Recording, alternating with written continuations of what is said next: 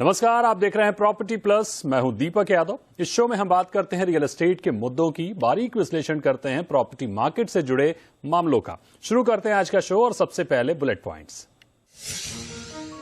Affordable housing में इस साल जनवरी से जून के बीच 20% घटी मांग। इस दौरान बिके 46,650 घर। 2022 में इस दौरान बिके थे 57,000 घर। एमएमआर, पुणे और एनसीआर में बिके सबसे अधिक अफोर्डेबल घर। एनसीएलटी ने लवासा हिल स्टेशन के लिए डार्विन प्लेटफॉर्म इंफ्रास्ट्रक्चर के रेजोल्यूशन प्लान को दी मंजूरी। 25 पेज के आदेश में ट्रिब्यूनल ने 1,814 करोड़ रुपए के निवेश की समाधान योजना को दी मंजूरी। अगस्त 2018 में शुरू हुई थी दिवालिया प्रक्रिया। हरियाणा में महंगे हुए अफोर्डेबल घर, डेवलपर्स ने नई कीमतों का किया स्वागत। डेवलपर और एक्सपर्ट के साथ चर्चा, नए लॉन्च में बढ़ोतरी का अनुमान। लिस्टेड रियल्टी डेवलपर्स सुधार रहे अपनी बुक्स। बीते कुछ साल में बदली रणनीति, रियल्टी कंपनियों का कर्ज कम करने पर दिखा फोकस। 2019 में 10.28% के मुकाबले 2022 में घटकर 8.98 हुआ कर्ज। एक्सपर्ट के साथ चर्चा। बुलेट पॉइंट से बाद अब बात रियल ट्रेंड्स की। हरियाणा में अब निम्न आय वर्ग के मकानों की कीमत बढ़ जाएगी। दरअसल हरियाणा सरकार ने अफोर्डेबल हाउसिंग स्कीम में बदलाव किए हैं, जिसकी वजह से एजीएच यानी अफोर्डेबल ग्रुप हाउसिंग के घर करीब 20% महंगे हो जाएंगे। नए नियम के मुताबिक हाइपर एवं हाई पोटेंशियल जोन यानी गुरुग्राम, फरीदाबाद, पंचकुला के लिए निर्धारित दरों से कारपेट एरिया पर 800 रुपए का इजाफा किया गया है। अलग अलग शहरों के मुताबिक बढ़ोतरी में अंतर होगा। दरअसल समझने वाली बात यह है कि इन घरों की कम कीमत की वजह से इसके निर्माण में मार्जिन बेहद कम था, लिहाजा डेवलपर्स इसमें दिलचस्पी नहीं दिखाते थे। लगातार कीमतें बढ़ाने की मांग डेवलपर्स कर रहे थे। इस पूरे मामले को समझते हैं। इस बढ़ोतरी का अफोर्डेबल हाउसिंग की बिक्री और बिल्डरों की दिलचस्पी पर क्या असर पड़ सकता है। हमारे साथ दो खास मेहमान हैं। हमारे साथ हैं Pradeep Agarwal, chairman Signature Global, और हमारे साथ हैं प्रदीप मिश्रा, फाउंडर होमेंट्स। तो बहुत स्वागत करेंगे प्रदीप अग्रवाल जी और प्रदीप मिश्रा जी हमारे साथ जुड़ने के लिए। सबसे पहले प्रदीप अग्रवाल जी, आपके पास आएंगे। हरियाणा सरकार ने किफायती आवास योजना के मकानों की कीमतों में वृद्धि की है। इसका अफोर्डेबल घरों के मार्केट पर क्या असर पड़ेगा? पहली बात, डेवलपर्स का क्या फायदा है इसमें? इंसेंटिव और सब्सिडी क्या मिलती थी घर खरीदारों को, उसे भी स्पष्ट करिए। दीपक जी, आपका बहुत बहुत शुक्रिया इस प्रोग्राम पर बुलाने के लिए मुझे। हरियाणा सरकार ने जो अफोर्डेबल हाउसिंग के तहत जो घरों के जो रेट हैं उनको दोबारा से जो रिवाइज किया है, मुझे लगता है ये एक बहुत बहुत सराहनीय कदम है।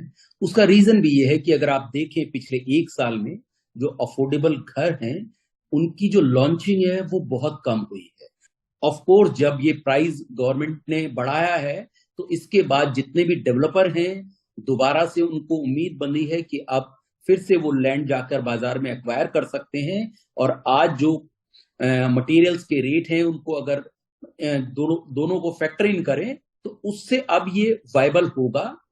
मुझे लगता है कि आने वाले एक साल में आपको काफी ज्यादा लॉन्चेस सराउंडिंग द गुरुग्राम और गुरुग्राम एरिया में नजर आने लगेंगे, जैसा कि पिछले 3-4 सालों में काफी ज्यादा लॉन्चेज आए और लोगों ने दिल भरकर अपने घर खरीदे जो काफी सालों से अपने घर की प्रतीक्षा कर रहे थे। इस योजना ने जो हरियाणा सरकार की रोल मॉडल पॉलिसी रही है अफोर्डेबल हाउसिंग की, उसके तहत लोगों का ये सपना पूरा हुआ है। आने वाले एक साल में बहुत बड़े नंबर्स के साथ हम आपको लॉन्च करते हुए दिखाई देंगे। ठीक है, यानी सीधे तौर पर जिनका बजट कम है और जिनके पास पहले से अपना घर नहीं है उनके लिए ये योजना है। प्रदीप अग्रवाल सर, लंबे समय से डेवलपर्स इसकी भाव बढ़ाने की मांग कर रहे थे, लेकिन क्या भाव बढ़ाना काफी है या कुछ और डिमांड भी है आप लोगों की ओर से? डेवलपर की डिमांड ये थी कि एक तो जो लैंड की अवेलेबिलिटी है डेंसिटी पर से उसको इंक्रीज किया जाए, क्योंकि अभी पर एकड़ पर सेक्टर के अंदर 30 एकड़ की लिमिट है। तो एक डिमांड अभी स्टिल पेंडिंग चल रही है जिसको हम ये चाहते हैं कि लगभग 50 से 60 एकड़ पर सेक्टर वाइज उसकी लिमिट बढ़ाई जाए। और मुझे लगता है गवर्नमेंट कहीं ना कहीं उस चीज पे विचार करेगी जिससे ज्यादा अफोर्डेबल घर आ सके। जो प्राइस का था वो उन्होंने कंसीडर कर लिया है। मुझे लगता है जो सेक्टर वाइज लिमिट है वो भी कंसीडर अगर कर लेंगे तो कहीं ना कहीं सोने पे सुहागा होगा। आज अगर गुरुग्राम की बात करें तो गुरुग्राम जैसे एरिया में 30-35 लाख रुपए में किसी घर का होना बहुत बड़ी बात है। आने वाले वक्त में आपको कहीं ना कहीं ये जो सेल्स आपको कम नजर आ रही है बिकॉज ऑफ लॉन्चेस, वो आने वाले वक्त में नजर आएगी जरूर बढ़ती हुई। और दूसरी बड़ी बात, क्योंकि मिड इनकम की तरफ भी लोगों का रुझान काफी ज्यादा इस वक्त बढ़ा है। तो मुझे लगता है ये दोनों सेगमेंट, अफोर्डेबल और मिड इनकम, आने वाले वक्त में एक बहुत बेहतरीन सेल्स रेवेन्यू जनरेट करते हुए दिखाई देंगे।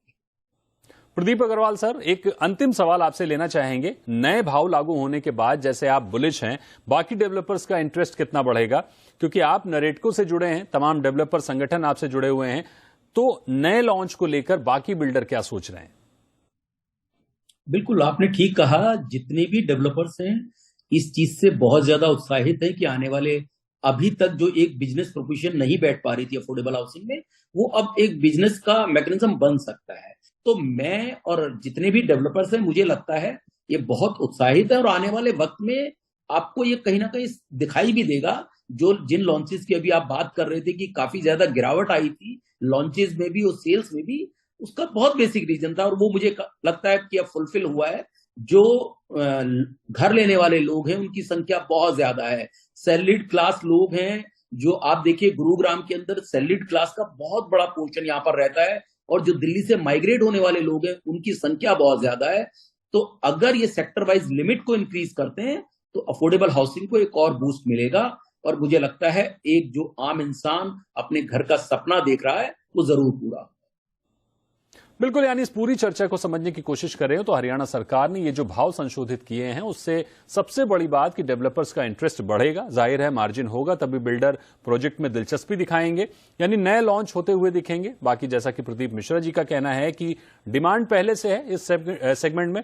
हाँ, ये अलग बात है कि गुरुग्राम में डिमांड है, लेकिन ओवरऑल अगर हम बाकी शहरों के डेटा को भी कंपेयर करें तो अफोर्डेबल सेगमेंट में लगातार गिरावट देखने को मिल रही है, जो कि चिंता की बात है।